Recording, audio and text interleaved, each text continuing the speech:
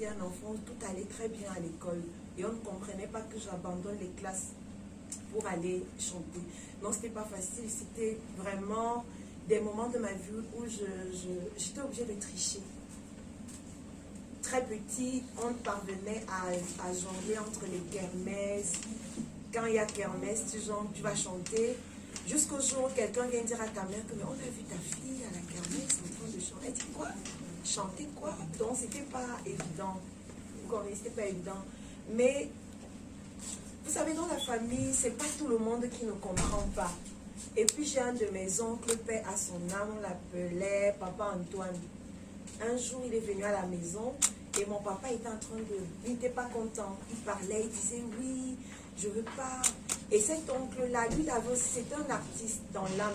Donc il a compris, on les appelle les prestigitateurs, c'était ça, non? Il a appelé mon papa le jour-là et il a dit à mon père, vraiment, il faut laisser cet enfant. Il faut la laisser, si elle a envie de faire la musique. Et il est le premier, il m'a dit, où est ta guitare? C'était la première fois que j'avais eu le droit de prendre ma guitare devant mon papa. Donc il a dit, va chercher ta guitare. Je suis allée prendre ma guitare dans la chambre, je suis venue, je lui ai donné, et il a pris ma guitare devant mon papa, et il m'a donné. Il a dit à mon père, c'est ton grand frère, laisse l'enfant. Malgré lui, quoi, si tu n'as pas des gens qui peuvent être là pour toi, pour te montrer le chemin, pour te conduire, c'est pas évident. Et pour cela, parfois, il y a un moment donné où seul le talent ne suffit pas. Il faut aussi des moyens d'accompagnement. Là, on parle déjà des finances, on parle déjà, il faut un matériel, il faut des choses pour avancer. Je sais qu'il n'aime pas ce que je vais dire tout à l'heure, mais il fait partie de cette histoire-là. Il est dans la salle, mon grand frère. Il va peut-être pas apprécier que je le dise, mais je veux dire, c'est la première personne qui m'a fait asseoir pour me dire, ok, tu nous fatigues les oreilles tous les jours, je vais chanter, je veux dire, il te faut quoi? Je ne vais jamais oublier, on était dans son bureau, il m'a dit, qu'est-ce que tu veux? Tu penses que si je fais quoi pour toi, ça peut te permettre d'avancer dans ton métier? Je lui ai dit, si j'ai de quoi répéter, je peux faire mon travail. Il m'a dit, ok, c'est quoi de quoi répéter? Je dis, pour répéter, il faut un orchestre. Et il a acheté un orchestre, il manquait la batterie. Il m'a dit, mais tu attends, je vais voyager, je vais en Allemagne, je t'achèterai une batterie là-bas. Il a acheté la batterie, il a apporté.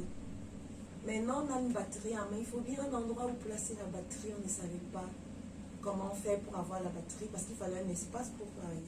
C'est comme ça que un endroit où je pouvais répéter tranquillement, travailler, et c'est comme ça que la Case des Arts est arrivée.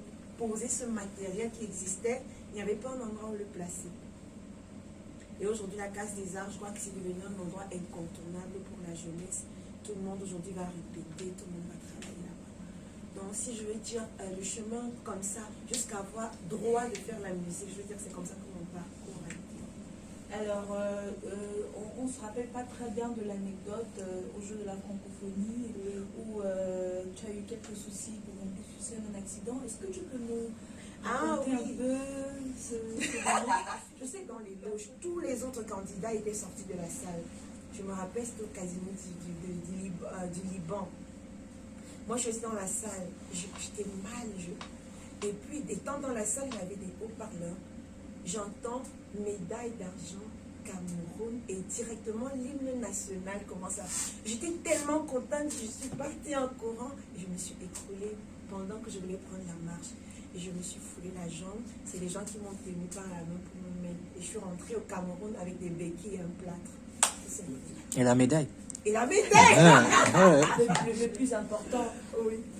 Ça veut dire, preuve que Caresse est une battante depuis, mais je vois ça... personne n'applaudit cette prouesse, cette médaille gagnée malgré. Oui, il faut applaudir, mesdames et messieurs, c'est ça. Vous êtes devant Caresse autour.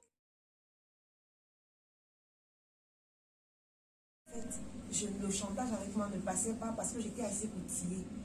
Quand j'ai aussi compris que le second objet de chantage concernant une chanteuse, c'était l'instrument. Quand tu allais voir un guitariste, un pianiste, tout ça, quand tu poses tes premières cordes vocales et que toi tu ne sais pas composer une musique qui va accompagner peut-être la mélodie que tu as trouvée, le gars entre deux, il peut essayer de te toucher, te frôler, et après la proximité, on ne sait jamais. Quand je me suis rendu compte en 2009, j'ai dit, maintenant tu apprends de jouer un instrument.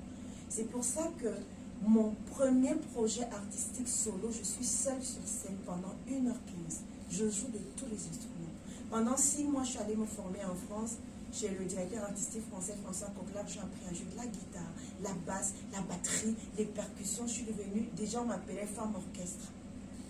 J'avais la rage parce que je me suis dit, je suis capable de faire tout ça. Pourquoi je dois subir tous ces chantages? Oui, j'ai subi des chantages, beaucoup d'ailleurs. Il y en a qui vivent encore. Quand je le dis, ils se reconnaissent.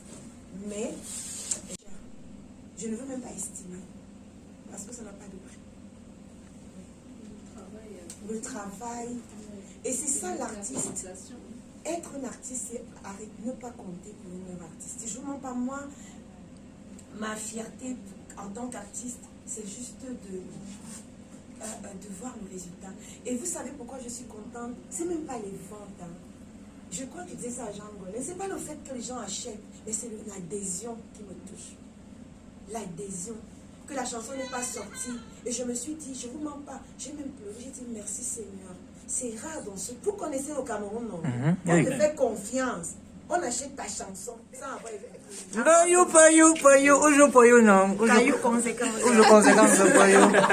Voilà, c'est le 10.